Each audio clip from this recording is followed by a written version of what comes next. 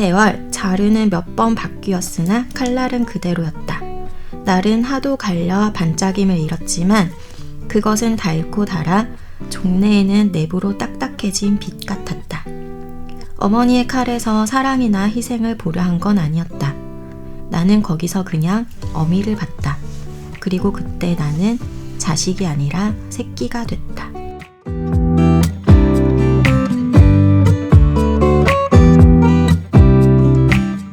어른과 아이, 그 사이 어디쯤에서 고군분투하고 있을 우리들의 사춘기에 대해 책으로 이야기를 나누어 보는 우리가 사랑하는 사춘기, 우사사 67번째 이야기를 지금부터 시작하겠습니다.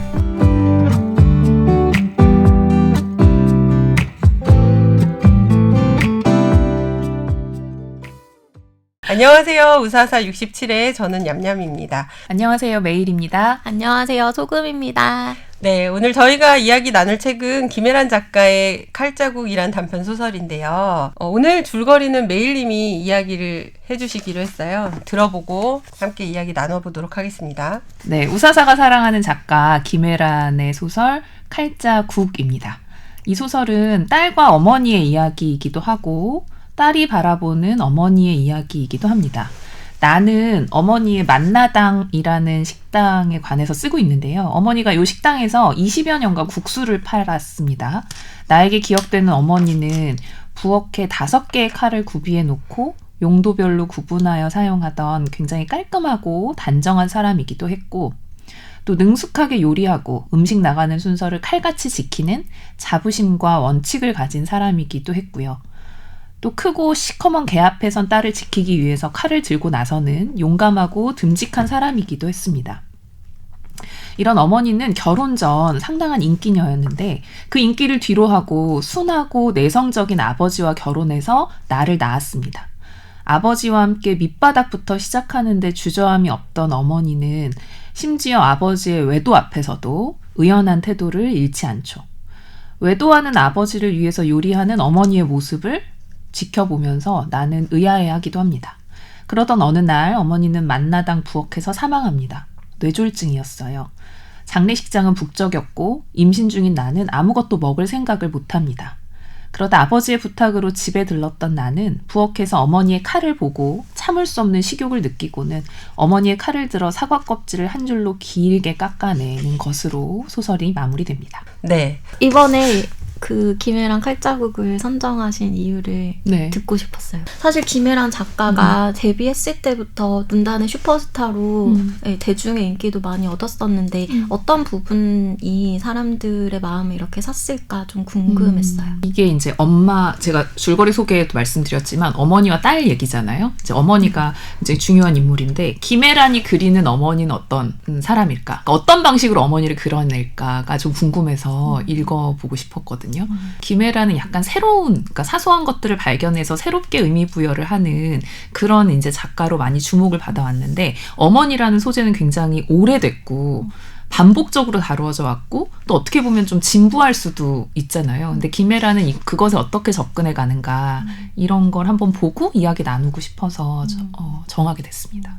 저는 이 소설이 구조적 구성면 에서 좋다고 생각하지 않았어요.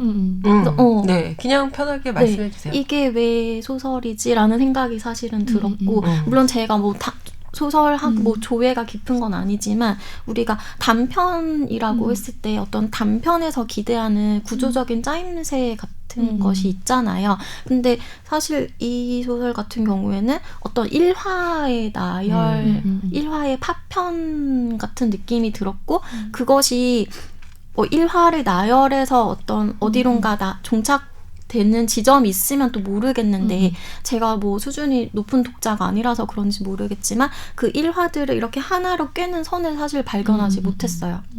그래서 한편으로는 모든 자식들이 부모의 삶에 가지는 시각이 아닐까라는 생각도 사실은 들었던 부분이 우리가 어머니나 아버지의 삶을 이해하고 싶지만 사실은 내가 태어나기 전에 어머니와 아버지의 삶에 대해서는 마치 구전설화처럼 그냥 이랬다더라 저랬다더라 하고 이제 받고 정말 파편처럼 기억을 하는 것이고 그거를 내 머릿속 안에서 나름대로 재구성을 해서 내 어머니는 이런 사람이다. 내 아버지는 이런 사람이다. 이렇게 자기만의 상을 만들어 나가는 것 같은데 저 같은 경우는 사실은 아직까지도 그거를 어떤 통찰력 있게 우리 엄마의 삶, 우리 아빠의 삶을 뭐 통찰력 있게 하나로 이렇게 인사이트를 발견하지 못했어요.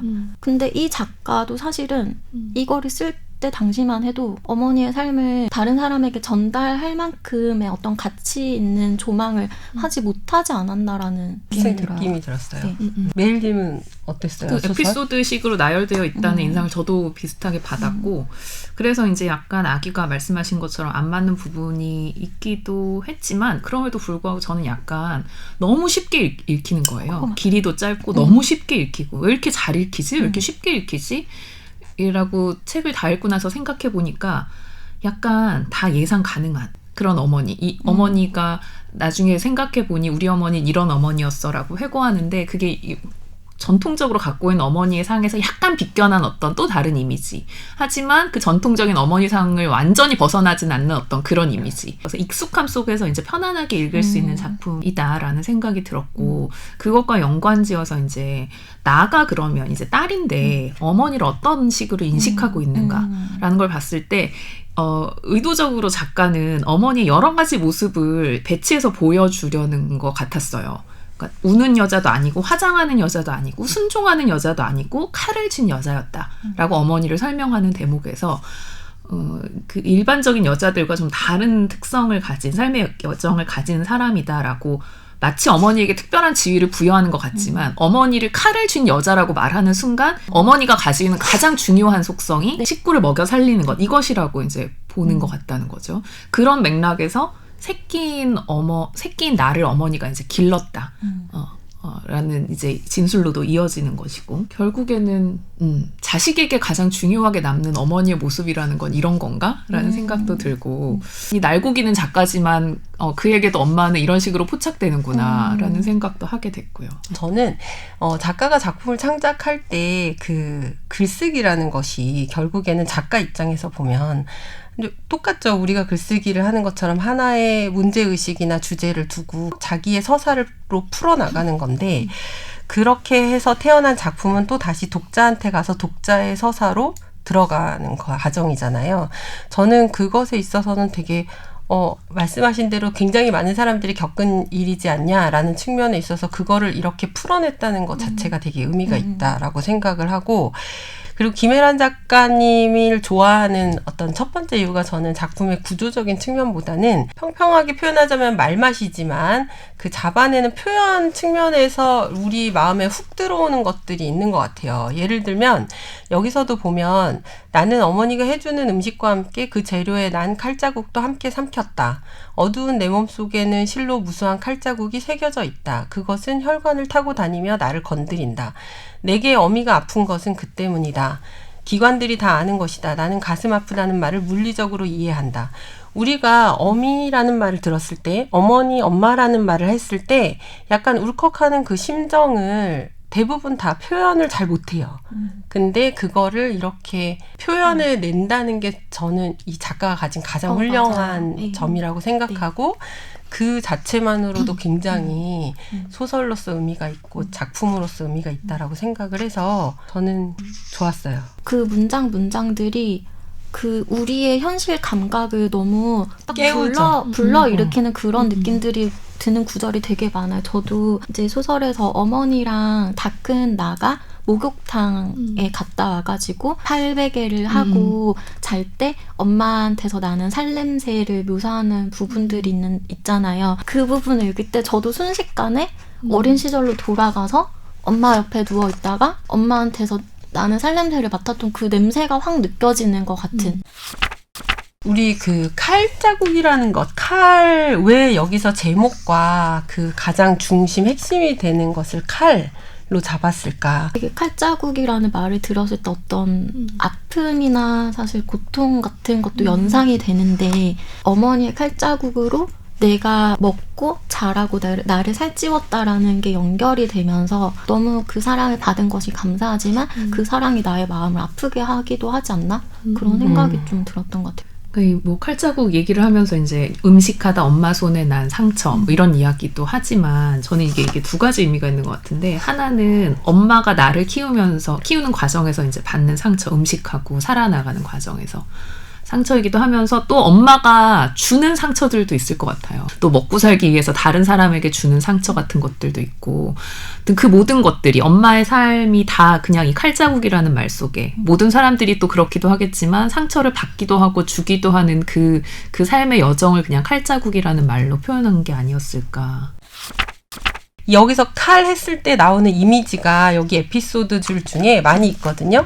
예를 들어 칼로 먹여 살렸지만 사실은 칼로 자를 수 없는 게 아까 말씀하셨듯이 부부의 인연을, 그렇게 칼을 잘 쓰는 엄마가 칼로 자를 수 없었던 부부의 인연. 네. 단 하나, 그것도 얘기했었고, 그 다음에 나를 먹여 살렸지만 또 무심한 듯 나를 키웠던 엄마가 나를 결정적인 순간에 커다란 개로부터 보호할 때도 칼을 들고 있었고, 칼로 연결되는 이미지들이 이 책에 굉장히 많이 나오잖아요.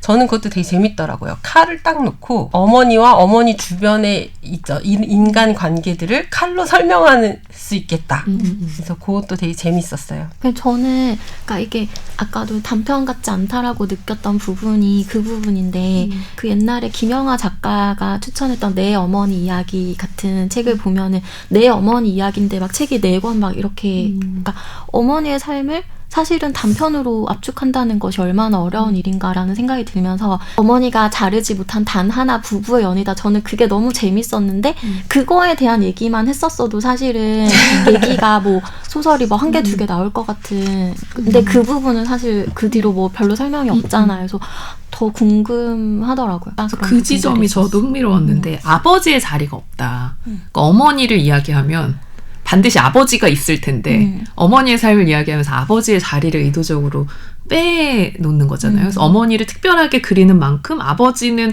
존재조차 희미하고 굉장히 희화화시켜서 뭉치고 넘어가 버리고, 이래서 이게 이제 약간 최근까지 이어져 오는 그 여성 작가들이 여성을 그려내는 방식하고도 이제 연관된다고 생각하는데, 최근에 최은영 작가의 책들도 보면 거의 남성 인물이 없더라고요. 여성의 삶을 그리는데 그 여성이 혼자 사는 게 아니잖아요. 주위에 다른 여성과 남성들과 같이 사는데 남성들에 대한 언급이 거의 이제 없는 거예요. 그러니까 그들은 어떤 존재가, 남성이라는 것을 존재로 그리지 않고 여성이란 한 존재가 살아가는 그냥 존재론적인 어떤 조건처럼, NPC 그냥 그렇게 치고 넘어가는 것처럼 보여서, 이게 한 인물을 부각해서 드러내기 위한 소설적인 장치로 볼 수도 있지만 이게 존재를 다루는 정당한 방식이냐, 이런 생각도 드는 거예요. 근데 실제 아닐까요? 우리의 삶에서 예를 들어서 어떤 사람들은, 그러니까 저도 약간 아버지를 되게 사랑하지만 제 삶에서 차지하는 비중이나 제 삶의 서사에 있어서 아버지가 차지하는 비중 자체가 굉장히 상대적으로 적은 거예요.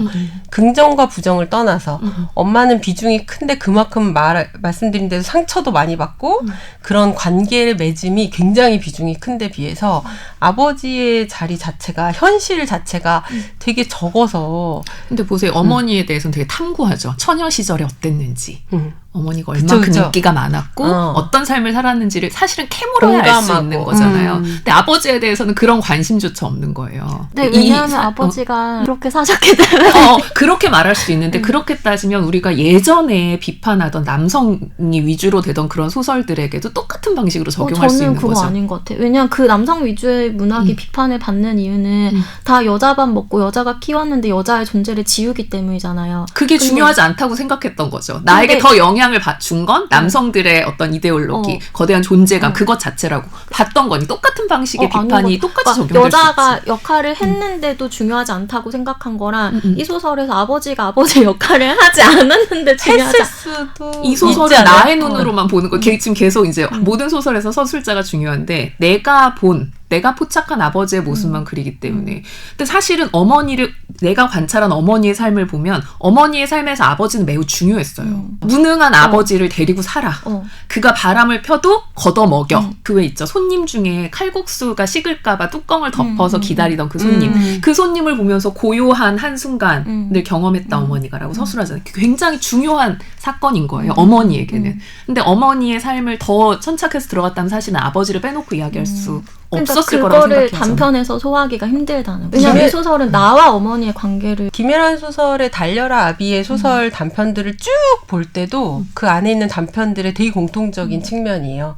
아버지가 없죠. 그러니까 없다기보다 제목이 달려라 아비인데 그 안에 보면 아버지는 일부러 약간 지워진 듯한 그런 흐릿한 느낌들이 계속해서 느껴지는 것도 사실인 것 같기는 해요. 근데 저는 그게 작가님이 의도한 부분이 아닌 것 같은 게 그 박완서 작가님이 예전에 이제 TV쇼에서 인터뷰를 하실 때 사회자가 그 박완서 선생님의 문학 작품을 보면 남성 인물들이 좀 뭐 무능력하거나 좀 부정적으로 그려지는 경우가 많은데 뭐 남성에 대한 시선이 뭐 의도적으로 그렇게 된 거나 근데 박완서 작가님이 그냥 리얼리즘이다라고 얘기를 하신 부분이 하신 적이 있었거든요. 저는 그냥 그렇게 느껴져요. 그러면 과거의 작가들은 여성을 지우기 위해 의도적으로 표현한 것이고 현재의 작가들은 존재하는 그것을 그냥 그린 것뿐이다. 그렇지 않나요? 과거의 작가들도 의도적으로 여성을 지웠다. 여기에도 이견이 있을 수 있을 것 같아요. 왜냐하면 또 과거의 작가들은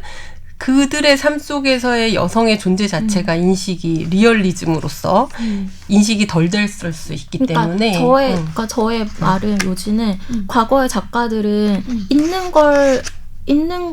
있었는데 그리지 않은 것이고 이 작가님은 있는 걸 그냥 그대로 오히려 김혜란 작가님 있는 걸 그대로 그렸는데 저는 동의할 수 없어요. 이 소설을 어떻게 있는 걸 그대로 적을 수 있죠? 이건 다 선택의 산물이고 선택적인 발췌와 선택적인 표현의 결과물인데 있는 걸 그대로 옮겨놓는다는 건 누구에게도 불가능. 분명한 건 여기서 그 작가는 어머니에게 완전 동화되어 있기는 해요. 어머니에게 일부러 약간 이제 초점을 맞춰서 썼든 아니면 작가의 그러니까 화자의 삶이 이 서술자의 삶 자체가 정말 어머니와의 관계 속에서 그렇게 실제로 살았던 분명한 거는 여기에서 정말 모든 서술이 저는 되게 특이하다고 느낀 게 이런 거예요.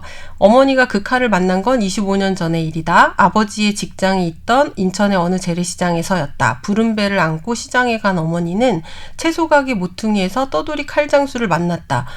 이런 모든 서술은 본인 서술 같지 않아요? 그러니까 이게 어머니고 자기가 태어나기 전이고 도대체 알 수 없고 들어서 안 이야기인데 전하는 방식은 본인 자신과 동화돼 버린 듯한 서술을 중간중간 하거든요. 어머니 입장에서 완벽하게. 그래서 이 소설이 정말 분명하게는 그 부분만을 부각시키고 있는데 의도적인지 아닌지는 알 수 없지만. 근데 그 말씀 들으니까 제가 그 말씀하신 딱 그 칼 사는 그 부분에서 서술을 이렇게 해도 되나라는 생각을 했었거든요. 네. 내가 아닌데? 내가 태어나기 전이 그냥 전에 들은 얘기인데 말씀하시니까 그렇네요. 자기가 겪은 것처럼 동화되어서 쓰다가 근데 그 부분을 보면은 엄마가 칼을 사고 집으로 돌아갈 때 뭐 마음이 두근두근 덜했다라고 딱 말투가 바뀌거든요. 그 문장만. 그게 이게 이질적인 거예요. 자기가 겪은 것처럼 혹은 자기가 본 것처럼 썼다가 갑자기 그 문장만 자기가 전에 들은 것처럼 써서 되게 신기했다. 서술 방식이 좀 이상하다라고 생각했었는데 서술자가 인물에 초점화해서 이렇게 쓰는 경우는 있고 또 우리가 일상에서도 좀 많이 그러지 않나요? 내가 엄마 얘기하면서 우리 엄마가 마치 나인 것처럼 우리 애가 말을 못하지만 내가 마치 우리 애인 것처럼 이렇게 언어에서 표현하는 경우들이 있기도 하죠. 근데 확실히 그건 있는 것 같아요. 물론 아들인 경우도 그런 경우가 있지만 엄마의 딸 관계의 특수한 점이 확 드러나기도 하고 저는 40 넘어서 그 상담하는 선생님한테 그 얘기 들었거든요. 엄마와의 정서 분리가 필요하다. 저 되게 본인이? 저 굉장히 독립적이라고 생각했는데 저 막 고등학교 때부터 학부모 상담 이런 거 제가 가짜로 다 써가고 막 되게 독립적이라고 생각하고 살았는데 제가 정서 분리가 덜 돼 있다는 거예요. 그거 지금이랑 똑같잖아요. 어머니가 돼가지고 네. 어머니를 초점화해서 내가 글을 쓰는 이 아이와 똑같죠. 네. 그래서 이게 그런 상태지 않을까. 서술자가 그 어머니와 자신의 정서 분리가 돼 있지 않은 상태. 근데 그 분리가 저는 되게 큰 죄책감으로 다가온다라고 얘기했던 기억이 나요. 내가 이렇게 분리하는 게 엄마에 대한 배신이고 약간 죄책감을 불러일으킨다라는 식으로 얘기를 했는데 말씀을 드렸는데 상담 선생님이 당연히 분리는 아프고 힘들고 상처를 남긴다. 라는 말씀을 하시더라고요. 근데 그걸 분리해내지 않으면 내 삶의 영위에 있어서 힘든 점이 있기 때문에 분리해냈으면 하시는 말투로 저에게 니오 씨 얘기하셨는데, 그게 이제 이 책을 읽으면서 여전히 제가 너무나 아프고 힘든 것들이 그게 좀 분리되지 않은 측면이지 않을까. 그리고 서술자도 그런 상태이지 않을까. 그렇죠. 이 서술자도 그래서 끝에는 결국 어머니의 칼자루를 쥐는 것으로 끝나잖아요. 결국 어머니와 그 식음을 전폐하고 지내던 사흘이 끝나고 어머니의 부엌에 가서 어머니의 칼을 쥐고 어머니 부엌에 있던 사과를 깎아 먹으면서 그 끝나는 칼을 거니까. 잡았는데 그 칼이 내 손에 꼭 맞았죠. 그렇죠. 무서운데요? 결국 같은 그 삶을 수용하기로 결심하는 것처럼 보이죠. 그 말씀하시니까 생각이 나는 게 이제 마지막 얘기를 조금 더 자세히 해보면 청취자분들을 위해서 마지막에 그 화자가 어머니가 이제 쓰러졌던 그 부엌에 들어가가지고 어머니의 칼자루를 탁 잡고 사과를 써는데 그 25년이나 돼서 갈고 갈아서 얄팍해진 그 칼이 내 손에 탁 들어맞고, 방금 메일님이 말씀하시니까 굉장히 약간 소름 돋았어요. 왜요? 그게 딱 맞. 그게 내가 그걸 딱 수용해버린 느낌이 들어서 저는 약간 안타까운데요. 안 그랬으면. 근데 저는 또 말씀을 들으니까 화자가 지금 어머니가 돌아가셨을 때 임신 3개월 상태였는데 본인이 어미라는 정체성을 획득하지 못하고 계속 새끼로 남아 있었던 것 같고. 그렇죠. 3개월밖에 안 됐는데 왜 이렇게 호들갑이야? 그쵸, 그러면서 빈소에서 사람들이 임신했으니까 뭐라도 먹어라라고 했는데, 이 화자는 자기가 아직 어미라는 정체성을 획득하지 못하고 자기 뱃속에 있지만 새끼를 위해서 뭔가를 먹을 생각을 전혀 하지 못하고 왜 먹으라고 하지 오히려 좀 부정적으로 생각을 하다가 집으로 혼자 돌아가서 어떤 어머니와의 뭔가를 엄마의 품과 같은 그 엄마의 식당으로 들어가서야 가서 어머니의 칼을 잡은 순간에야 사과를 깎아서 자기가 먹고 자기 새끼를 결국에는 먹이게 되는 거죠. 결말로 가네요. 지금 잠깐 좀 생각하면 작가가 어미가 되면서 끝나는 건가요? 이게 무한순환. 무한순환. 지금 소금님이 말씀하신 것처럼 그거는 굉장히 큰 이 책을 꿰뚫는 것 중에 하나인 것 같아요. 마지막에 새끼를 먹이면서 끝나는 거니까, 사과를 내가 먹는 거는. 그래서 제가 이 장면을 되게 신랄하게 뭐야 그 삶을 또 산다고? 막 이렇게 생각하다가 제가 오늘 여기 오기 전에 아침에 자식들을 먹이고 갈치를 굽고 막 그걸 끓여가지고 여기는 이유식을 만들고 인별로 상을 차리고 이러면서 이게 이렇게 영겁의 순환인가? 끊어낼 수 없는 건가? 그쵸. 그럼 우리 여기서 아까 메일님이 어머니의 삶에서 아버지의 존재는 되게 컸을 거다. 이 소설에서는 나타나지 않았지만 그 얘기를 조금 더 해볼까요? 어머니와 아버지의 관계와 아버지의 외도와 그 다음에 어머니의 어떤 행위 이런 것들에 대해서 딸의 관점도 재밌지만 우리가 할 수 있는 얘기도 있는 것 같아요. 아버지가 이제 외도를 하고 있다는 얘기를 어머니가 이혼 여자로부터 전해 듣게 되죠. 그래서 이제 그런 얘기는 안 전해줬으면 좋겠는데 꼭 전해주잖아요. 동네 어른들이. 네. 걱정하는 말 반 이렇게 해가지고 전해주시게 되는데, 엄마가 몰래 목욕탕에 가서 그 여인을 염탐하기도 하죠. 그 네. 여인이 어떤 여인이길래 내 남편과 바람이 났나 이렇게 보고 와서는 혼자 부엌에서 허허허 웃으면서 얘기하시죠. 아이고야 그 여자 완전 할매더라 할매. 그래서 그 여자를 끊임없이 의식하고 근심하고 이러는 장면들이 나오게 돼요. 그런데 그 여자에 대한 근심은 하지만 또 남편에 대한 원망은 특별히 또 드러나지는 않고 오히려 그 남편을 잘 음식을 해서 먹이는 그런 이야기들만 나와서 이 딸인 나가 좀 의아하게 생각하죠. 그리고 이 딸도 되게 또 의연한 게 뭐냐면 아버지를 원망하기보다는 뭐라고 이야기하냐면 아버지에게 애인이 있는 것처럼 어머니에게도 남자가 있었으면 좋겠다라고 이야기하거든요. 이게 여유 있는 시선 같기도 하면서 대인배예요. 네. 쉽지 않을 것 같은데 그런 생각을 하기. 그만큼 아버지에게 이렇게 거리감이 있었던 건지 그런 생각도 아니면 들고 그냥 어머니에 대한 애틋함인지 그러면서 또 어머니 그렇기 때문에 아버지와 자식인 나의 거리가 멀기 때문에 어머니가 아버지에 대해 가지고 있는 가까운 느낌, 거리감 같은 것들은 또 민감하게 포착하지 못했던 거 아닌가 이런 생각도 들었어요. 그러니까 자식이 부모의 삶을 어떻게 보면 영원히 어떻게 통찰할 수 없는 하나의 미스테리 같은 부분이 아닐까? 그냥. 이 동네 좀 이상하지 않아요? 이상하게 우리 동네 어른들은 전부 애인이 있었다. 근데 약간 이렇게 말하면 시골 동네 폄하하는 건 제가 시골인지 아닌지 알 수 없. 시골이에요 여기? 도시는 아니잖아요. 읍내 분위기잖아요. 근데 저는 약간 이런 얘기 많이 들었거든요. 그냥 약간 소규모 동네에서. 아 그래요? 그래서 이게 이런 일이 많은 것인지 뭐.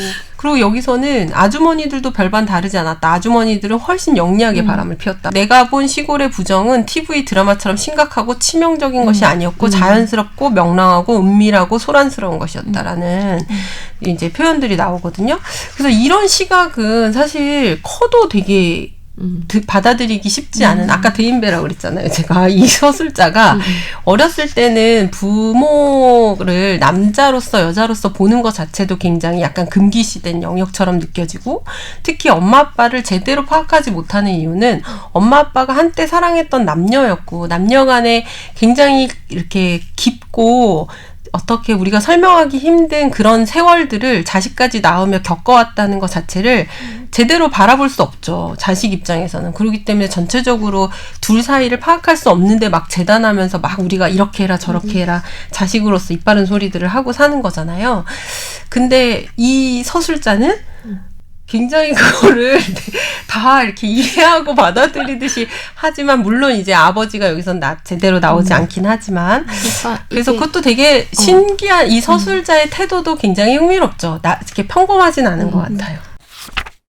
저는 이 작품에서 칼이라는 소재가 가져오는 것 중에 하나의 의미를 그런 거 생각해 봤는데요. 엄마와 세상을 이어주는 무언가가 칼이었던 것 같아요. 이 소설에서만 보면. 예를 들어서 먹이고 이런 은유적인 어떤 뜻 외에도 엄마가 그걸 통해서 돈을 벌고 그걸로 이제 자신의 존재감을 드러내는 거예요. 이제 그 자신의 역할을 다 해내고 이럴 때 그럼 우리가 쥐고 있는 칼은 뭘까? 그런 생각을 했었어요. 내가 내 인생에서 나와 세상을 연결시키면서 나의 존재를 증명하고 뭔가 살아가는 힘 자체라고 잡고 있는 어떤 동아줄 같은 것. 그게 뭘까? 이런 생각이 들더라고요. 너무 궁금한데 뭐 있으세요? 잘 모르겠어요. 고민해야 되겠는데요. 저 사실 그걸 요새 계속 생각하고 있거든요. 뭐 하면서 살아야 하나? 어떻게 살아야 하나? 그러니까 지금까지는 그냥 어떻게 살았는데 말씀하신 것처럼 뭔가 나만의 칼자루를 가지고 남은 인생을 살아가고 싶은데 그게 아직 명확하게 없어서 되게 고민하고 있었거든요. 저 알려주세요. 저 뭐 하고 살아야지 모르겠어요. 뭘 할까요? 댓글 좀 달아주세요. 소금 좀 뭐 하고 살까요? 네, 그럼 접어두고 싶은 페이지 읽고 우리 오늘 마무리 지어볼까요? 네, 제가 접어온 페이지는 64쪽부터입니다. 아버지는 큰할아버지와 장례 일정을 상의하고 있었다. 어머니는 집 근처에 선산에 묻힐 예정이라 했다. 원래 먼 곳에 있던 것을 최근 문중 어른들이 돈을 모아 좋은 땅으로 옮긴 거였다. 어른들은 선산에 갈 때마다 애도보다 안도의 감정을 느끼는 듯 했다. 아마 저기 내 자리도 있다는 생각 때문이었을 거다. 큰할아버지는 아버지에게 그 옆은 나중에 자네 자리로 하고 어쩌고 하는 말을 하고 있었다. 아버지는 일생 동안 단 한 개의 히트곡밖에 갖지 못한 가수처럼 결국 울음을 터뜨리며 대답했다. 그리우. 방갓을 쓴 아버지는 평소보다 훤칠해 보였다. 기다려진 아버지가 기다려진 손으로 얼굴을 가리고 있는 동안 나는 어머니의 영정사진을 바라봤다. 어머니는 오래전 내 앞에서 몸을 떨다 죽는 신용을 했을 때처럼 묘하게 웃고 있었다. 싱그럽고 아름답지만 동시에 수상쩍고 괘씸한 웃음이었다.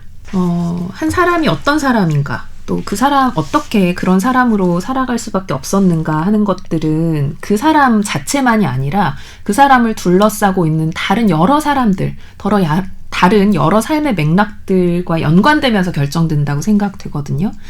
어머니가 젊은 시절에 인기 많은 아가씨이기도 했고 치장하고 꾸미길 좋아했던 여인이기도 했고 미인이라는 칭찬을 듣던 사장님이었지만 또 그런 아버지를 만나서 그렇고 그런 삶을 살았지만 그 삶을 그냥 산 게 아니라 어머니는 어머니대로 또 수상쩍고 괘씸한 웃음을 지어가면서 그 삶을 헤쳐나갔을 것이라는 모습이, 그 어머니의 모습이 어머니의 삶만이 아니라 어머니를 둘러싼 여러 삶의 맥락들을 한꺼번에 보여주는 장면이어서 접어왔습니다. 너무 좋네요.